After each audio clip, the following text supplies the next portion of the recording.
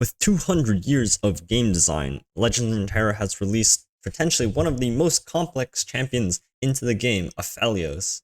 With APHELIOS, you get the option to choose between 5 different weapons, and what's that? You get a phase? Phase, what does that even mean? And it's so complicated that people have decided to make graphics to explain how it works. But look no further, you have arrived to the APHELIOS Masterclass. Hey guys, how's it going? Jay Sensational here, welcome back to the channel. This video has been long in the making. I've procrastinated on this for a really long time, but thankfully, APHELIOS has maintained, I would say, sort of its evergreen status as just a really strong champion right now. And I think as long as its moon weapons remain 2 mana, so long as Riot doesn't change APHELIOS at any time in the future, I think that this guide will always be relevant and just a resource for anyone to check back in. Because I know APHELIOS, although has been out for a really long time, maybe about a year, year and a half or so, there was a period of time where it was nerfed and unplayable for a long part of the time, and only just recently this patch, or last patch, whichever patch it was, is now back in the meta.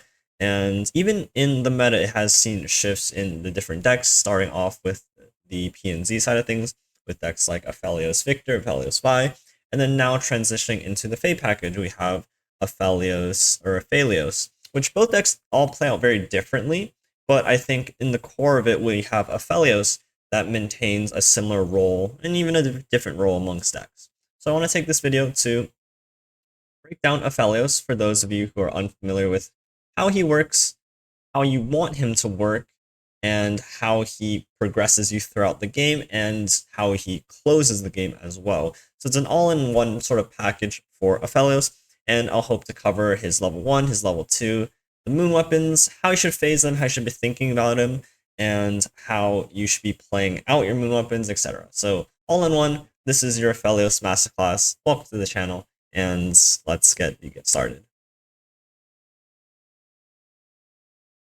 Alright, so let's start with the foundation to APHELIOS. When you Nightfall out APHELIOS, you get to choose between 5 different moon weapons to create, and then those moon weapons will be able to phase, which means you get to select the next moon weapon in the cycle.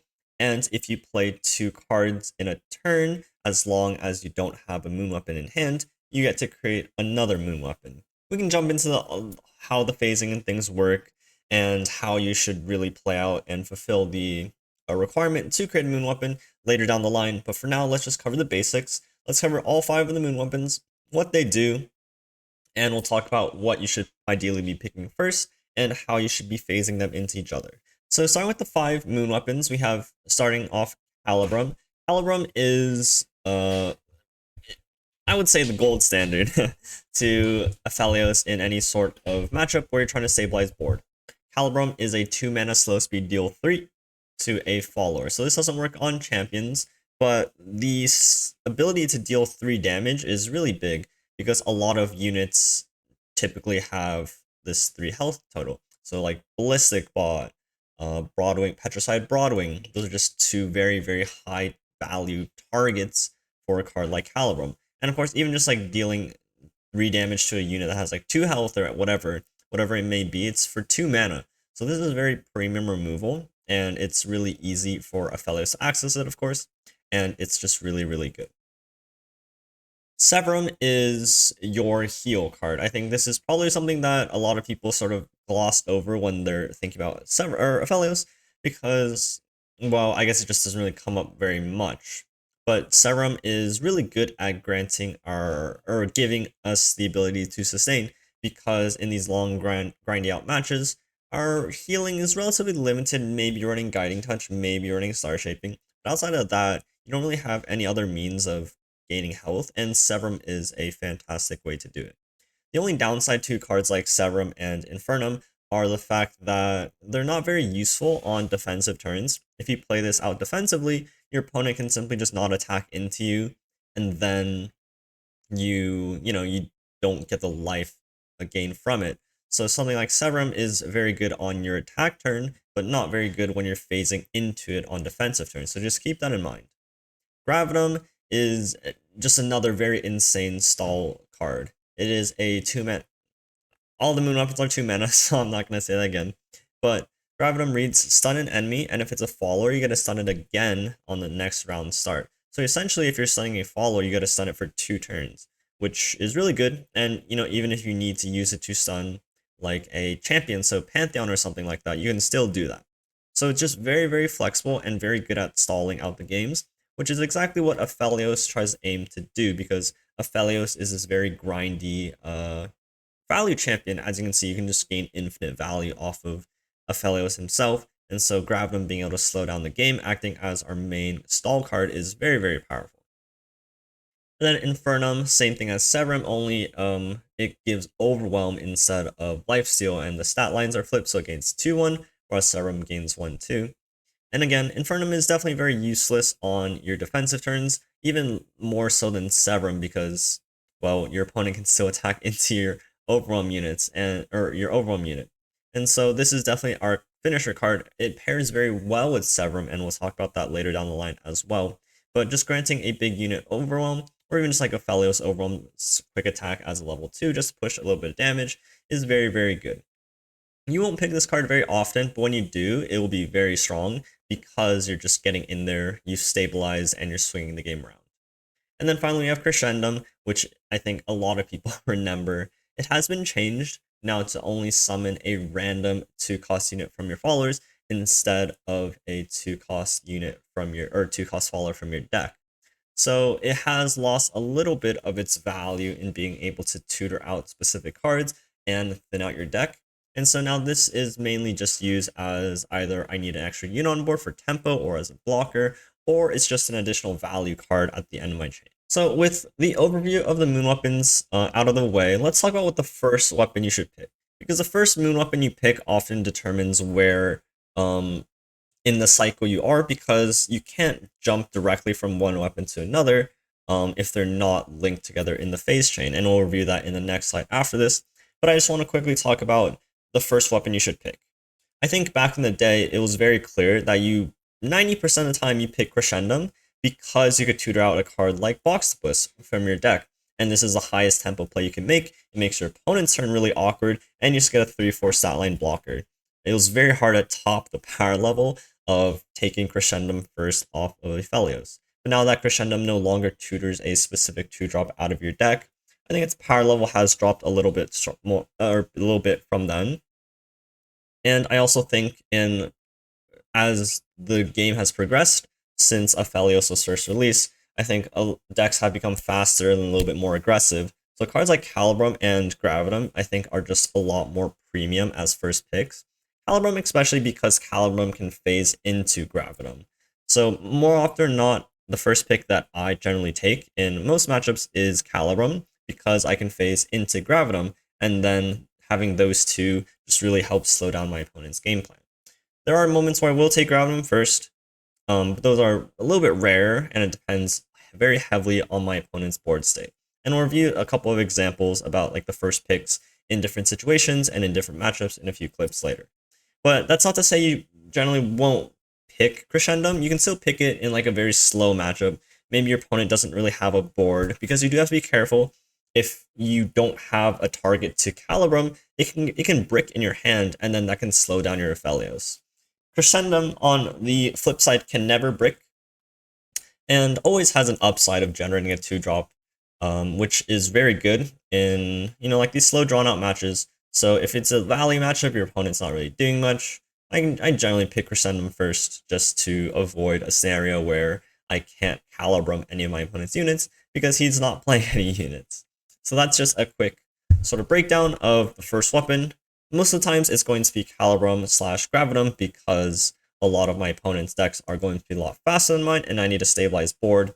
But in a matchup where removal isn't as necessary, I'm pretty fine taking Crescendum first and seeing what the next moon weapon I need to phase needs to be.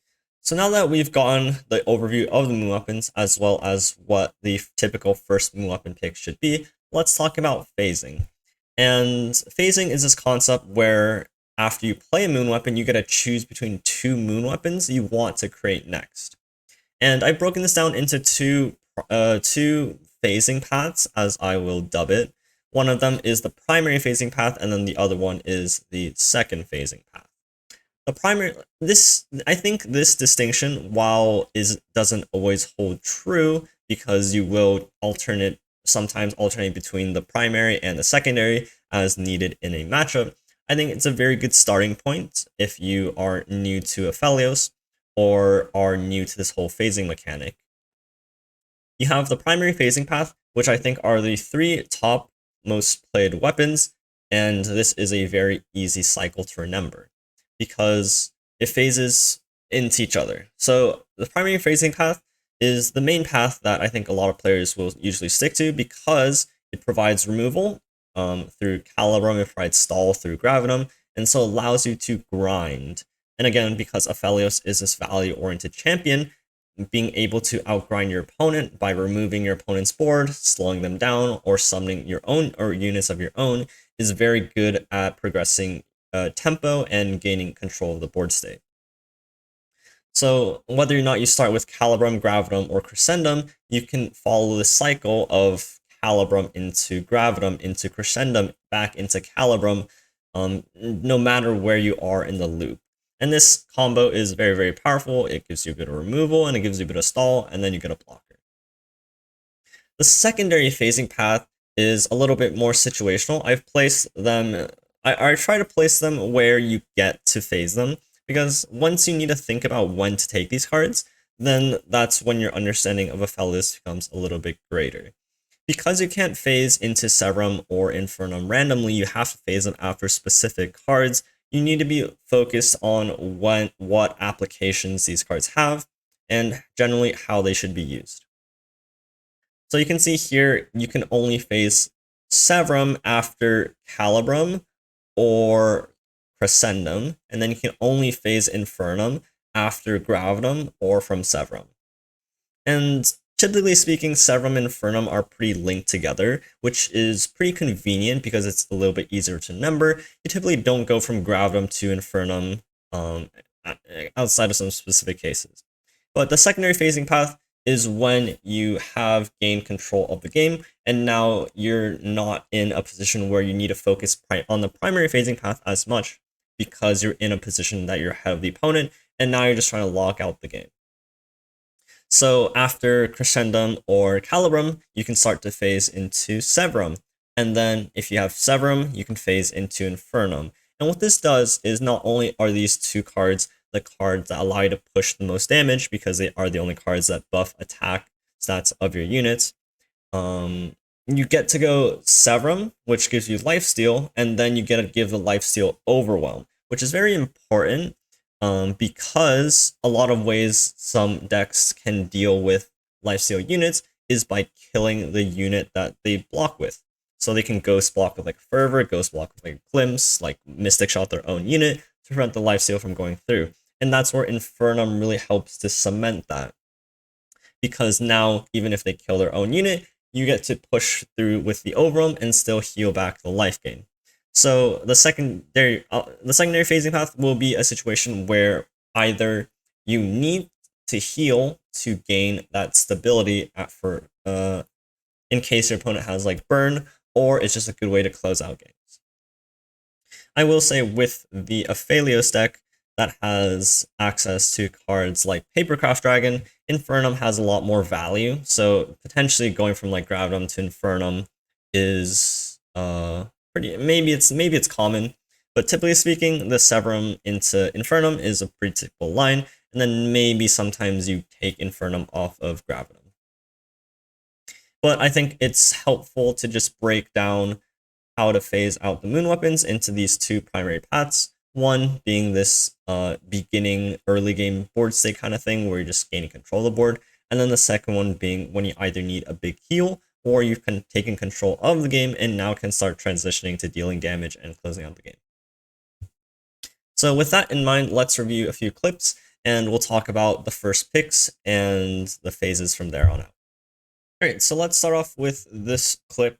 You notice that at our turn, we Mystic Shot our opponent's unit, and this is to activate our Nightfall onto the Aphelios. If we don't Nightfall out Aphelios, we don't get to generate a moon weapon, and we don't get to pick which one we start off with.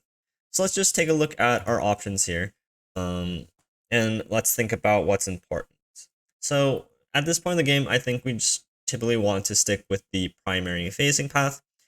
We don't get any value out of cards like Severum and Infernum at this point. We don't need the heal, and we don't need to push damage. So that leaves us 3 choices: Calibrum, Gravitum, and Crescendum. And so just while it doesn't really matter necessarily what we pick, because we can phase into each other at any point, we just want to pick out our starting point and then figure out what's important to go from there. In this position, my opponent doesn't really have much of a board. I'm not really worried about needing to stun anything or remove anything. This is a 2/1 Solari Priestess. If they play something else, that's fine. So because we're not in much of a threat, this is a target mirror. Crescendum is a very nice, solid pick here. Because if we can Crescendum next turn, and then we can phase into Calibrum, which, if we need to, can remove a unit that they play next turn. We're not going to Calibrum this 2/1, and so taking it now is a little bit pointless, and maybe even forces us into Calibrumming the 2/1 in order to phase into our next moon weapon, because Calibrum only works on followers. So here, Crescendum is a nice pick, even though I would typically not take it most of the time, but in this value-oriented matchup, I think it's the correct pick.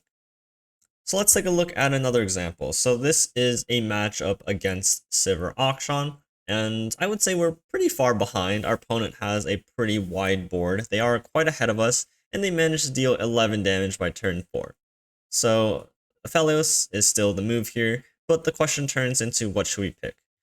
Unlike the last situation, I think Crescendum is definitely not the right move here. It's a little bit slow into getting to Calibrum Gravitum combo, because if we take Crescendum this turn, we can't play it this turn because we can't phase into our Calibrum.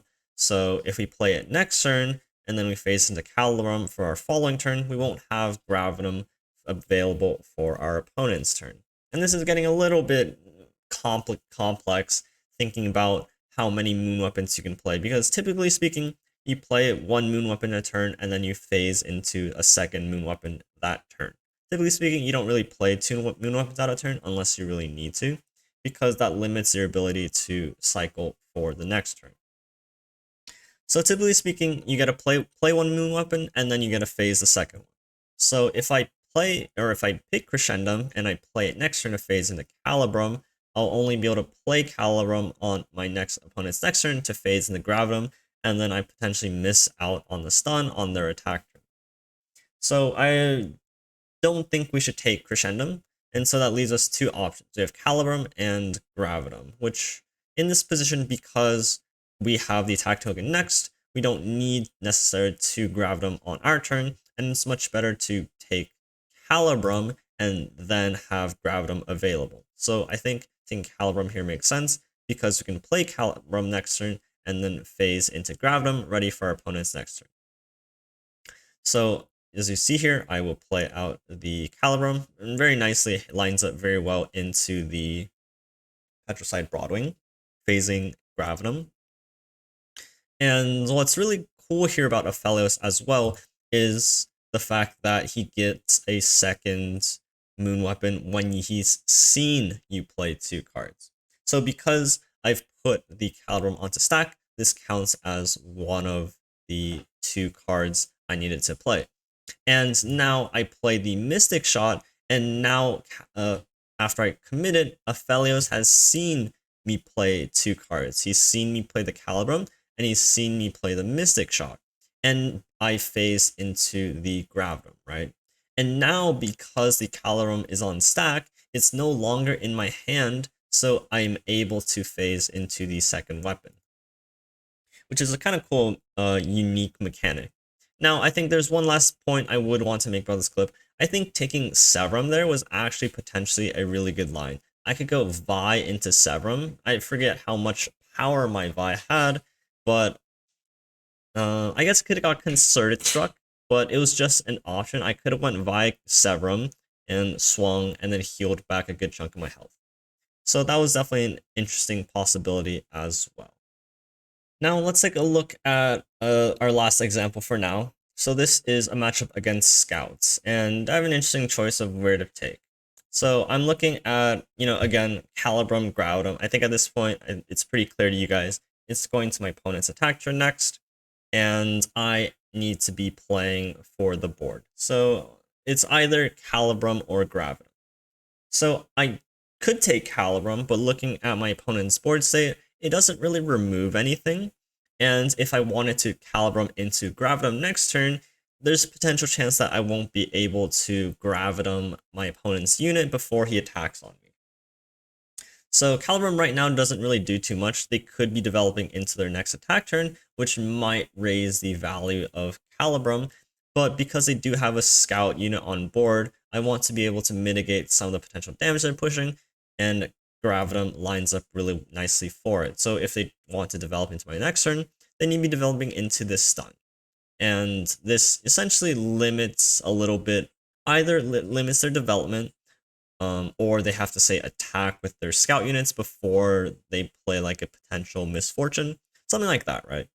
Again, if they play like a misfortune here, Calibrum wouldn't really deal with anything. And so I don't think taking Calibrum was that good. But, their turn ends up being playing 2 Petrified Broadwings, which I could have just, Calibrum this, played out the Serpent to fuse Gravitum, and then Gravitum that. But I think, hindsight's 20/20.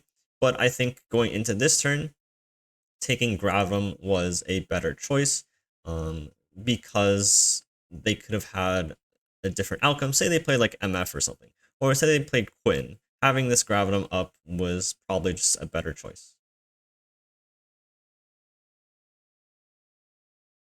Let's go back to how Aphelios works again and make sure that this is clear. So how you actually get to phase moon weapons, because at this point I just been saying that you can phase this one into this one.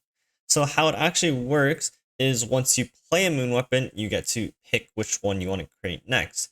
And what Aphelios reads is that each round, the first time you play 2 other cards, create the phase moon weapon in hand if you don't have one already. And so generally speaking, if you've created a moon, or if you phase a moon weapon, you have to play your moon weapon out to pick which one you phase, and then if you play 2 cards, you get to create the next one. So how this typically works is you play out the moon weapon, you pick which one you phase, and then that card is the first card that you've played that round, and then you play a second card and then phase into another moon weapon. Typically speaking, because because you can only phase 1 moon weapon a turn, you typically don't want to play out the next moon weapon, because then you have to play 2 whole cards next turn, not counting the moon weapon you played, and to create the next card. Because Aphelios is so mana hungry and mana intensive, you don't want to put yourself in a position where you are either like 1 out of 2 to the next phase, or you play 2 moon weapons in 1 turn, and then your next turn is a little bit awkward because then you have to play 2 whole cards and to even create the next moon weapon. So this definitely depends on your hand state and if you need to play out the moon weapons. So typically speaking, if you need to like Calibrum into Gravitum in the early game in order to stabilize, then yeah, you're forced to do it. But that's going to really screw up your next turn, because now you've used your moon weapons and you've used a lot of mana, and now you have to play 2 cards to even get to the 3rd moon weapon. I will say in the later stages of the game, it's less important because you'll have a lot more mana to work with, and you might have a lot more cards. Depending on the deck, you can play 2 cards pretty easily to phase into a 3rd one. But if your hand is lacking, or say you're just top decking, you need to be careful of this consideration, because you do need to play 2 cards in a turn to phase a moon weapon. Let's take a look here. We just played Aphelios, we just phased Calibrum, and let's think about how we want to do. So obviously we want to be cycling through our moon weapons, so start off with the Calibrum, which counts as our first card for the turn. And now we just need to play 1 more card in order to phase into the next card, which is Gravitum. Now, the unfortunate part is my opponent is aiming to kill my Aphelios, but we still want to be able to gain the second moon weapon, and so I will commit the Pokestick on stack. This counts as the second card I've played this turn, and now I'm phasing into the Gravitum. And so even though my Aphelios has died, I have still phased into my second moon weapon and created in hand, and this allows me to use this in my future turns, even though I don't have Aphelios on the board anymore. Alright, so let's review another example here. We just phased out, or we just played Aphelios on turn 4, and we picked Calirum because we want to shoot down some of his wording stones. Now, because I do have 4 mana available this turn, I can actually play out my Calirum and then play out another one of my 2 mana spells in order to phase out my next moon weapon. Typically speaking, if I played Aphelios on turn 3 and I had a Nightfall him, generally speaking, I would have about 2 mana left over. And so if I decided to play my moon weapon there, I wouldn't be able to phase the next moon weapon on that same turn. So generally speaking, if you play Aphelios, you want to avoid playing out the moon weapon unless you can phase into the second moon weapon in order to maximize the use of your mana as well as gain the cycles through the moon weapon as best as you can. Alright, so let's also talk about Aphelios when he levels up, because once he levels up, things get a little bit more interesting, and the play pattern becomes slightly more different. So pretty much everything stays the same. If you Nightfall out of Aphelios, you gotta choose a moon weapon. The first time you've played 2 cards this round, you gotta create a moon weapon in hand, so long as you don't have one. But the kicker now is that on round start, you actually get to create the phase moon weapon by itself. So now you no longer need to play 2 cards going from the end of round to the round start to get that new weapon. And of course, your moon weapons cost 1 less. But what happens now is now you're cycling through the cycle a lot faster because you're sort of skipping over technically one quote-unquote phase where you play a moon weapon, play a card, get the moon weapon. Because in the round start, you get access to another moon weapon automatically. So now instead of what you want to be doing is you want to be playing out your moon weapons so that you don't have one in hand, so that on round start, you get to generate one for free. And so this probably leads you to like play out your second moon weapon on a turn in order to get the next one out and things like that. Which is really cool. And we'll show some few examples of what that looks like and how that's a little bit different. And there's actually this really neat interaction when you're leveling up Aphelios that I think I have a clip to cover up as well. So let's go to the clip. Alright, so starting off, I want to show you this really cool interaction when you are leveling up Aphelios with your 4th moon weapon. So in normal circumstances, you can just play your moon weapon and then play a second card here. But you saw there, I specifically played the gem before I played out the Gravitum, and this allows me to phase Crescendum into my hand before Aphelios levels up. Technically speaking, because the spell does need to resolve. Well, not anymore because of the change to Aphelios, but if you if you do so, you will be able to phase out another moon weapon. And what happens instead if you played the Gravitum as your first card that turn and then leveled up Aphelios, it will actually reset your progress. And that means that you need to play an additional 2 cards in order to phase out the next moon weapon. So as you can see here, I got the Crescendum before my Aphelios levels up, or now, in this case, as my Aphelios levels up. I get to play Crescendum as the first card that Aphelios level 2 sees, and then I actually get to play out a second card, now being the Shock Blast, to phase out another moon weapon, being Severum. So you saw on that turn, I was able to play out 3 moon weapons because I was able to play the 4th moon weapon as Aphelios levels up as the second card that level 1 Aphelios has seen, which allowed me to phase another weapon, and then Aphelios reset his progress and then allowed me to phase into another weapon. And of course, I play out Severum here. There's no point holding on to it because on the start of my next round, I will be able to automatically phase into the next moon weapon, being Gravitum. So when you have a situation like this, as long as you have the mana, you do want to be playing out your moon weapon so that you can automatically gain a new one from Aphelios. And you can see in this moment, it actually serves a really good purpose, just being able to stun another scout unit on the open. Alright, so this clip is going to be the opposite of it. You'll notice that my Aphelios currently is 3 out of 4. I'm going to be ending the next turn. I have a Crescendum in play or in my hand, so I'm going to play out the Crescendum to level out my Aphelios. But you'll notice that, so currently Aphelios is 0 out of 2 to phase the next weapon, but as I cast the Crescendum as the first card this turn and I commit it, Aphelios will level up, and now this will actually reset his counter. So instead of being able to phase out another moon weapon as Aphelios levels up, you'll notice that I actually have my counter reset. And now, even though I've played the Crescendum, it will still take me 2 spells, or 2 cards rather, in order for me to get to the next Aphelios weapon.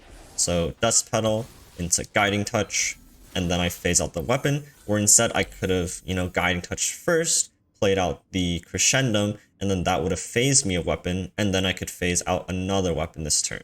But now that Aphelios has seen 2 cards this turn, this is the last moon weapon that I am able to phase for this turn. Anyways, I'm here live, actually. I'm recording this while I'm playing. But this is a disclaimer because this interaction has changed, and in order to not look like an absolute fool when I'm recording this for you guys and actually trying to teach you how this works, since the cast versus play change, this second card to level up Aphelios thing has been changed. So you notice here that Aphelios is 0 out of 2. I've played 3 out of 4 moon weapons. This Crescendum will be my 4th moon weapon. So if I play Gem to see 1 card, and then I'll play out the Crescendum as the second card here, because Aphelios levels up before I get to phase my next moon weapon, I don't actually get the moon weapon off of this choice. So I can take whatever I want. I'll take Serum here, but you'll notice that I don't actually get it in hand anymore.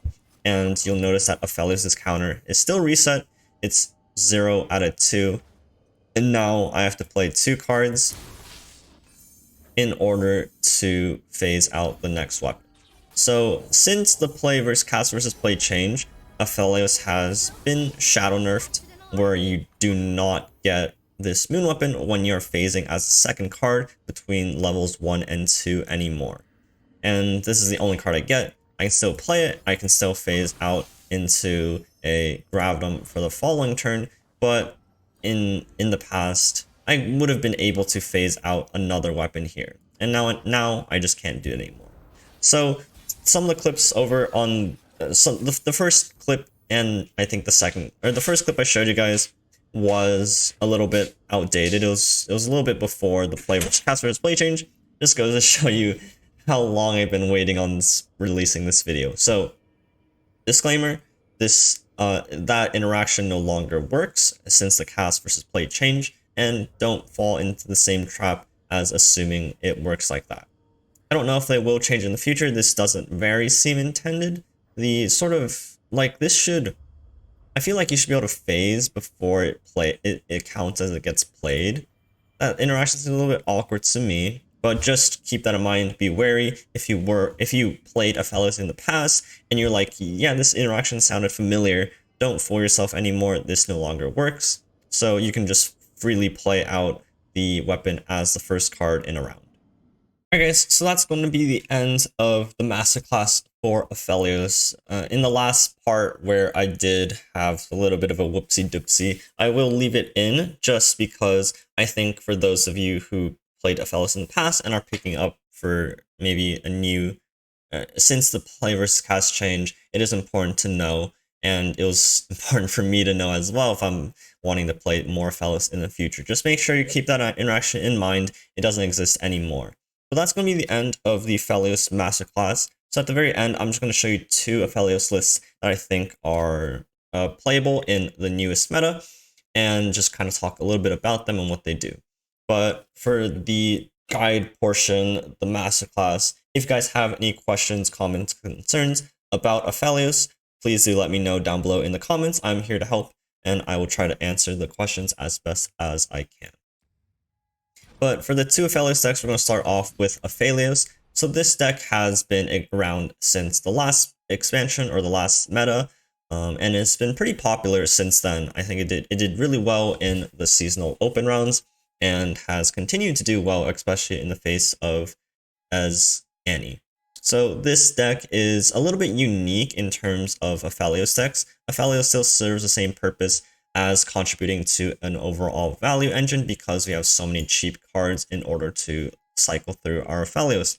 But Aphelios gains a lot more value within this deck by being able to phase out cards like Severum into Infernum, especially for Papercraft Dragon combos, and then Severum you can put on Fizz or just any sort of spell shielded unit, and in order to guarantee that they survive and allow you to connect with it. So it allows you just a guaranteed heal, or it allows you to push some extra damage in conjunction with either Rainbow Fish or Papercraft Dragon.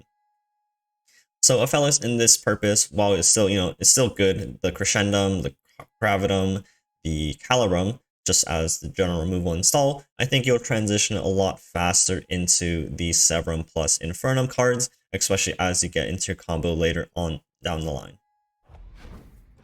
And now the second deck here is a remake of a classic PNZ Targon control value style of deck. This is Aphelios Vi. So Aphelios in this purpose just augments your control game plan. When you already have cards like Mystic Shot and Get Excited, you can use your Calibrums in place of those cards and save some of these removal cards to go face instead. And everything pretty much stays the same, but your combo cards, you can stick like Infernum or a Severum onto a Vi, for example, or a Winding Light in order to get some really big heals later down the line. But overall, in whatever deck Aphelios finds himself in, I think his game plan overall stays relatively the same. It's just a matter of when do you get to the Severum/Infernum cards, and when or what you put them on that makes it really work. But I'll leave both of these deck lists down below in the description as well if you want to try them out. But that's going to be the end of it for me. Thank you guys so much for tuning in. If you guys did enjoy this kind of content, please do leave a like and subscribe. I'll try my best to make more of them in the future on other relevant topics and things like that. But thank you guys so much for watching. I'll catch you guys tomorrow for another video. So peace out, guys, and take care.